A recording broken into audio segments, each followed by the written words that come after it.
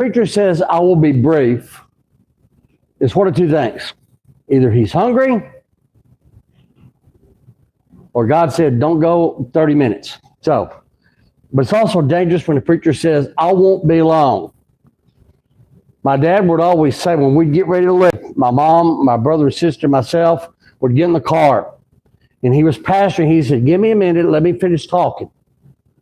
10 minutes later, he's still talking. And so my mom would say, usually me, but one of us up, usually me up to tell him it's time to go. But what she'd say is you tell him if he's not in the car this minute, he will not get lunch.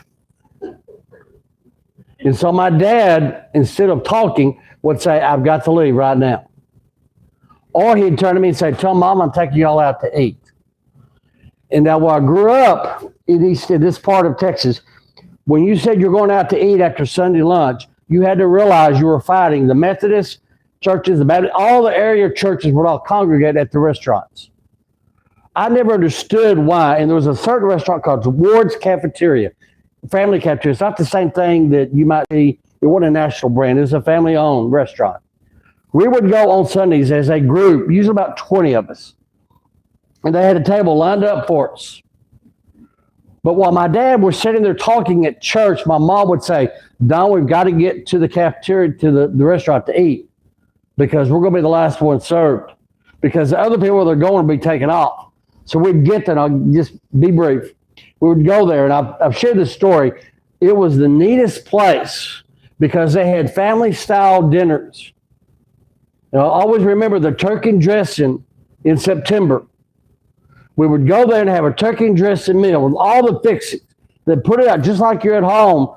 They put all the food out on the table, and you just get what you want. But they had these wonderful rolls that were great. And they had a black and white television, or as a color television, but they had it up above the door, and it always had the Cowboys on. And we made sure our table was right front. And so, let me go back to my dad waiting. We'd always say, Dad, if we don't get there in time, we're going to have to sit with our backs to the game.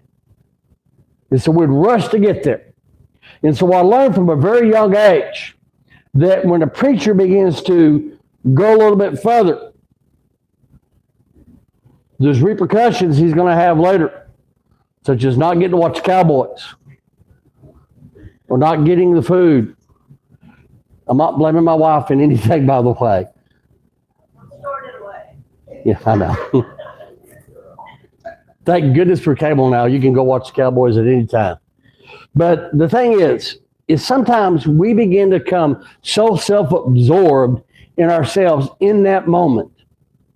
We become so worried about what we're going to get. Our pride gets in the way of things that we may miss.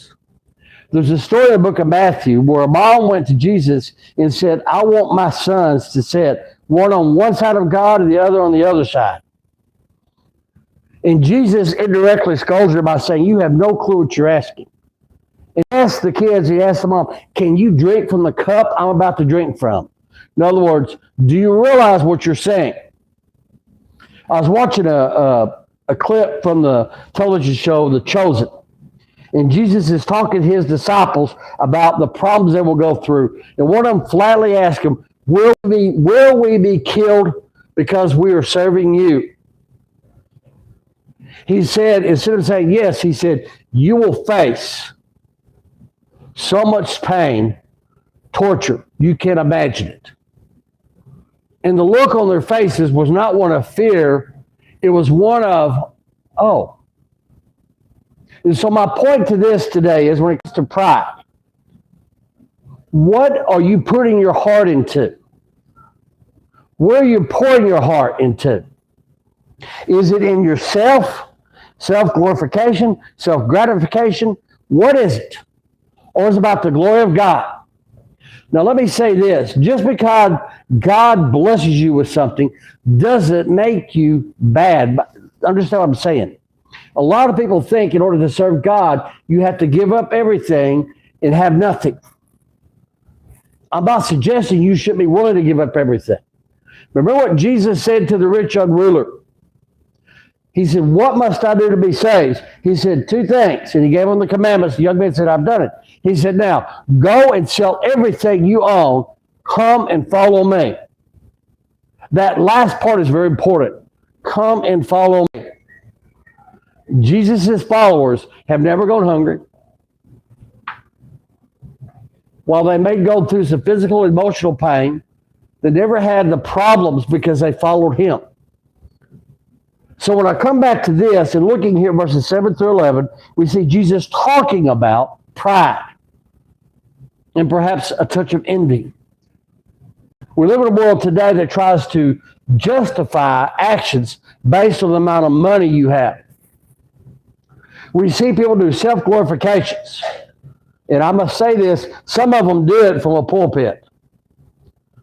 People think it's okay to go out and talk about how great we are. We constantly tell young people, and make sure you don't misunderstand what I'm saying, we constantly tell people, young and old, that you don't need anybody else. You're fine as you are. Now, I understand Jesus takes us as we are, but I'm going to tell you, without Jesus, you have nothing. Without Jesus, you're not going to heaven. We can try to codify people by saying good things. There's nothing wrong with bragging on somebody, but at some point, we got to recognize who we are and what we lack. So look with me here at verse 7. And he put forth a parable, talk about Jesus, to those which were bidden, when he marked how they chose out the chief rooms, saying among them. Now, he is saying, you understand this. They're having this discussion, who's going to sleep where? You ever had that discussion when you go to a friend's house? Who's going to get which bed, couch, and whatnot? There's certain times in our life we say, I've got to be comfortable. I've got to get my rest. I've got to have something. I need to be rewarded, so to speak. But look what Jesus says. And I don't want us to miss this. This is not about us being, not Jesus saying, y'all don't need to be comfortable.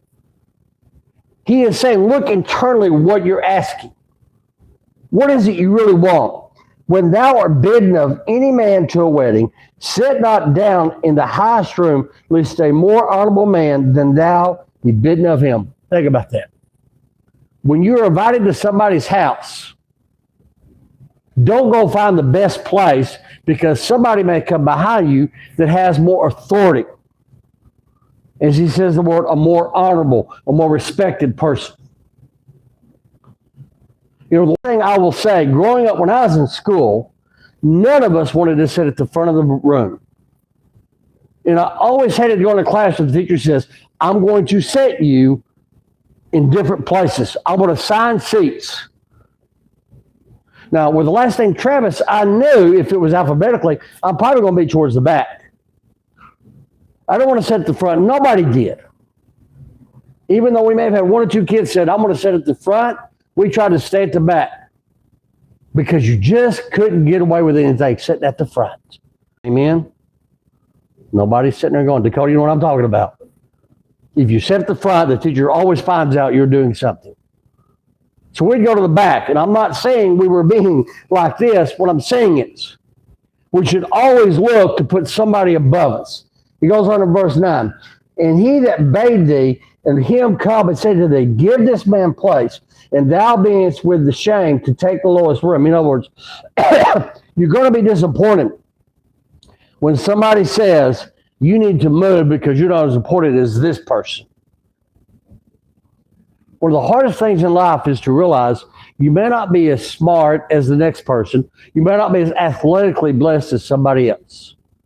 Now, before you go, dang, Brother Pat, you're making this sound depressing. I'll get to the good part. Because there's a thing here Jesus is trying to teach his disciples. It's not about being lowly. It means something else, something deeper, a meaning we sometimes miss. Have you ever done that? Have you ever been driving down the road and your mind is preoccupied, you miss your turn? Or you forget something because you're in a rush to get out of the house, go to work? See, there's times in our life we're so focused on something, we're not looking at the little things. Mac Davis sang the song, Stop and Smell the Roses. Sometimes we walk through the most beautiful thing in the world without looking at it. Sometimes we're like those horses back in the day. You have blinders where you can't see what's around you. Now, there's nothing wrong with being focused on something. But we begin to say, you know what, I'm going to look at myself. Look what I can do. People should begin to honor me more because of things I've done. Verse 10, but when thou art bidden to go and sit down in the lowest room, that when he that bade thee cometh, he may say unto thee, friend, go up higher, then thou shalt have worship in the presence of them that sit at meat with thee. In other words, he said, Jesus is saying, don't walk into a place and try to find the best. He said, find the lowest. And he didn't say the worst, he said the lowest. And he said, this week you just may have a smaller room. Go there first. Because then the person that invited you may say, wait a minute, come on, let's improve your room. Let's give you something better. And you can sit and worship with us. You can sit at the adult table. Now, why is Jesus saying this? Why is he talking in this parable? Why is he making this statement? And we'll answer that in verse 11. But I want you to think about this. Have you ever been in a situation where you thought, you know what, I'm something. Look at me. Look what I've accomplished. Look at the degrees I have on my office wall. Look at my wife. Look at my kids. Look at my vehicle. Look at my house. Look what I have. Look what I have accomplished. And now look what God has blessed me with. You see, we become so arrogant in our lives. We become so self-centered. We begin to take our eyes off Christ. Overcoming pride is not about being humble, although that is important. It is about fixating on Christ. Remember when Peter began to walk on the water? As long as he had his eyes on Jesus, he stayed on the water. But the moment he started looking around, he began to sink. Because he took his eyes off Jesus. I'm not saying he began to say, look at me, everybody, I'm walking on water. What I'm saying is his focus became himself and his problems and not on Jesus. It's okay for you to feel good about yourself, physically, emotionally, and spiritually. It is okay to say, look what I have done. I've accomplished this. You know, maybe I built something. Maybe I went and did something nice for somebody. I'm not suggesting we should just say brag on us. What I'm saying is, God appreciates things we do. To think God doesn't appreciate it is missing the point. But then we need to give him glory. I always remember my grandpa Sherwood, always. He had a way of making you want to worship God just by how he acted. I remember one time we were up in the mountains, Queen Wilhelmina, and we'd been out hiking.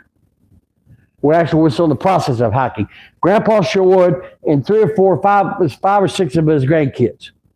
Now, my grandpa Sherwood, one thing is, even though he's probably in his 70s, he didn't walk slow.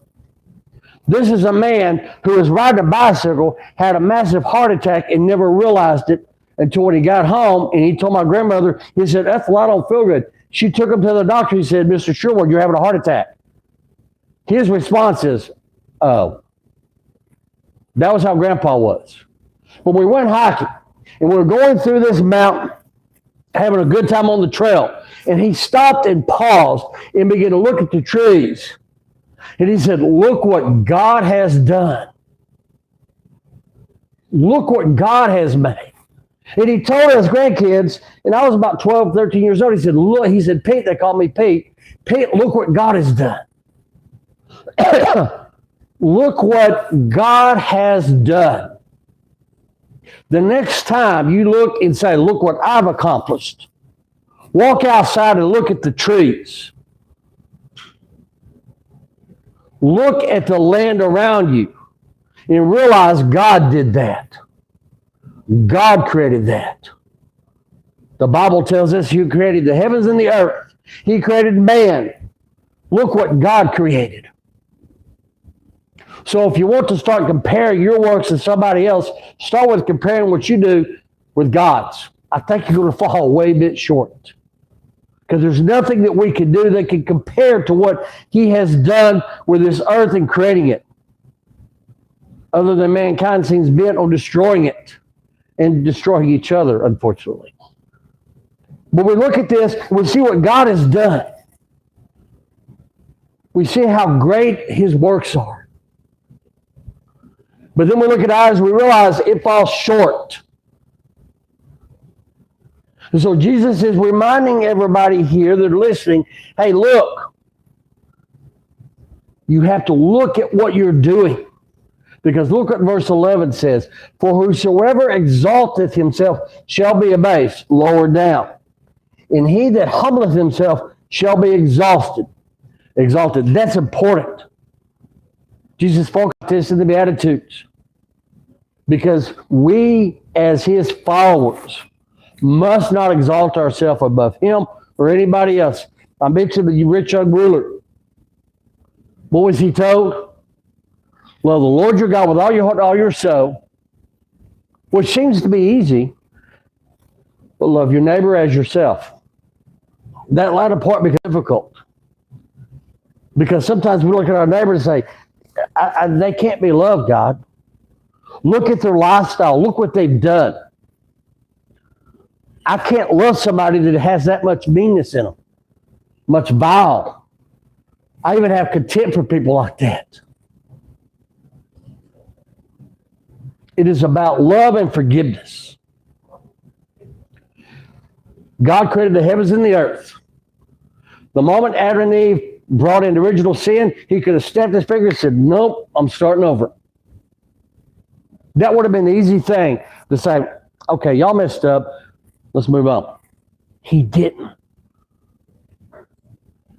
In fact, He loved us so much. He sent His only begotten Son down to earth to face torture, to be butchered, to be mocked, ridiculed, flesh torn from His bones. In a merciless, tortured time. The beating He took before He went to the cross would have killed practically anybody. But as the song says, He paid a debt He did not owe. We owed a debt we could not pay. But Christ Jesus paid that debt on that cross. Went through that pain. Make no mistake about it, Jesus suffered unimaginable pain on that cross. The Bible tells us in the Garden of Gethsemane, He was perspiring, crying, drops of blood, which scientifically has been found to be true. That people can become so stressed out over problems, so emotional, when they begin to tear up, it has blood in it. So to think He wasn't worried about it, to think He didn't know the torture He'd go through. I was reading the story about the movie The Passion of the Christ. And I forget the actor's name, but the guy that played Barabbas in the story, in the movie, was actually an atheist. And they talked to him about that. And Mel Gibson said, did not want him to see the man that portrayed Jesus, who had been savagely beaten. He did not want him to be seen by Barabbas before a specific scene. And in this scene, this atheist, this actor, begins to turn, and he sees the guy, the actor playing Jesus. They ask him, what did you see? He said, I did not see a man. I saw Jesus. I did not see contempt, hate for anybody. All I saw was love and hope. Now, the story doesn't go on whether this young man, this actor, accepted Christ, but he saw something. He saw somebody who was not glorified themselves. He looked at somebody, I'm not talking about the actor, I'm talking about Jesus. He did not look at somebody who at the snap of his finger could destroy the world. He saw somebody full of love. Overcoming pride means a couple of things. First, it means putting others before you. Taking the least amount. The secondly is loving people, even when you don't think they deserve it. Because let me tell you something. There's not a person in this room that can say, I deserve heaven, because we don't.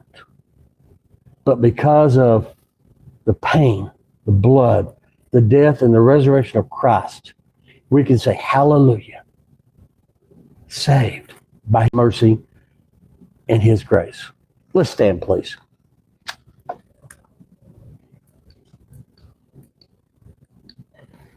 Page 307, Just As I Am.